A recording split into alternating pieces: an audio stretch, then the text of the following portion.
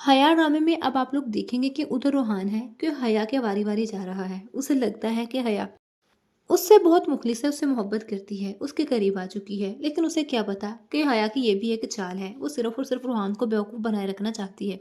हया जान चुकी थी अगर रूहान उससे दूर हो गया तो वो कुछ भी नहीं कर सकेगी, अपनी नेक्स्ट चाल भी नहीं चल सकेगी। इसी वजह से तो उसने रूहान को फिर से बेवकूफ़ बनाया, थोड़ी सी अपनी मोहब्बत में इजाफा करके। रूहान को उसके हक तो फिर भी नहीं दिए, और उधर मुबारक मस्तूर जिसने इस घर को इतना संभाल कर रखा था, उसके बेटे उसके इतने फरमाबरदार थे, अब वही उसके बेटे उसके फैसलों के खिलाफ खड़े होंगे, अपनी माँ के ही फैसलों से मुतमईन नहीं होंगे। ज़रार और अफ़ाक दोनों भाइयों में इतना प्यार था, एक दूसरे के सामने ज़ुबान तक नहीं खोल सकते थे। अफ़ाक ने ज़रार पर हाथ तक उठाने की कोशिश की। अब साइमा और रिफ़त तो एक दूसरे की दुश्मन बन ही चुकी हैं। इसी वजह से रिफ़त तो मुतालबा कर देगी अलहदा घर का, मैं इस घर में कभी नहीं रह सकती।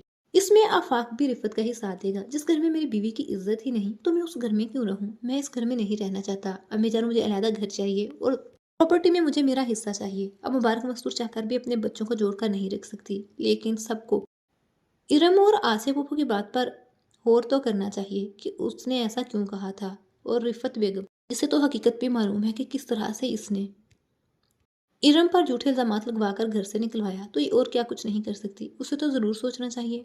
किस किस को लगता है कि अब इरम ही है जो इस हया को लगाम डाल सकती है, इसकी हकीकत सबके सामने लेकर आ सकती है। कमेंट सेक्शन में लाजमी शेयर कीजिए, और मज़ीद ड्रामास अपडेट के लिए चैनल को लाजमी सब्सक्राइब कर लीजिए। वीडियो अच्छी लगी तो वीडियो को लाइक और दोस्तों के साथ शेयर करना मत भूलिएगा।